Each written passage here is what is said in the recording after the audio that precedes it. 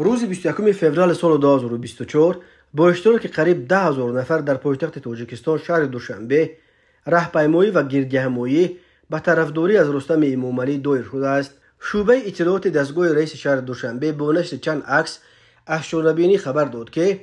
با ابتکار شهرداری دوشنبه از جانب ریاست کار با جوانان و ورزش پایتخت با مقصد هم‌آوازی و جانبداری جوانان و ورزشگران و ساکنان کسب و کار گوناگون پایتخت آید و پیشنهاد پرزیدنت اساسیاسیون فوتبال آسیای مرکزی،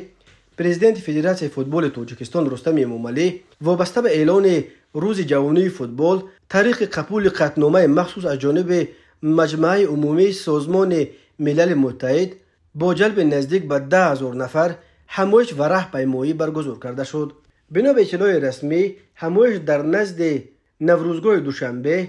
و راهپیمایی از نزد شرشره نوروزگاه طریق خیابان حافظ شیروزی تا پول موشینگرد برگزار شده است. در این همایش و راهپیمایی اشتراکچیان با روح و الهام بولیده اشتراک نموده از پیشنهاد رستم امامعلی وابسته به اعلان روز جهانی فوتبال جانبداری کردند. در همین حال دفتر مطبوعات شهرداری استرافشان خبر داد که روز 23 فوریه سال 2024 در استرافشان نیز با اشتراک 1000 نفر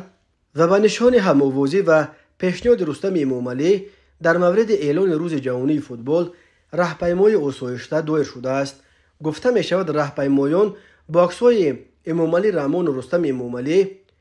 و شعار آویزه ها توسط خیابان اسماعیل سامانی راهپیمایی کرده در میدان نشان دولتی جمع آمدند. در اینجا شهردار استرافشان احمد مامورزاده سخنرانی کرده هم‌آوازی جوانان و ورزشگران استرافشان از پیشنهاد رستم امامعلی قابل دستگیری خوانده است. دفتر مطبوعات شهرداری استرافشان گفت همایش با سرود و آهنگ‌های وطن دوستانه جمع بس گردید. یادآور می‌شویم رئیس مجلس ملی پلات بالای پارلمان تاجیکستان و شهرداری دوشنبه رستم امامعلی که همزمان پرزیدنت فدراسیون فوتبال تاجیکستان و پرزیدنت اتحادیه فوتبال آسیای مرکزی نیز است، روز 9 فوریه سال 2024 با نشر یک مراجعتنامه ویدیویی به سازمان ملل متحد پیشنهاد کرد که نقش فوتبال را در سطح جهانی اعتراف نموده طریق قبول قطعنامه مخصوص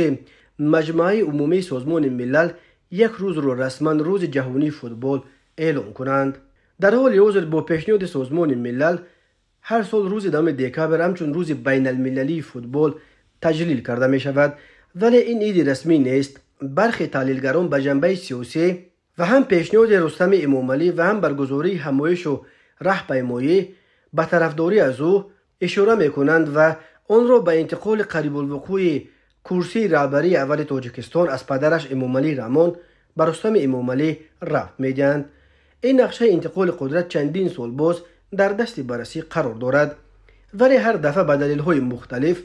به عقب انداخته می شود.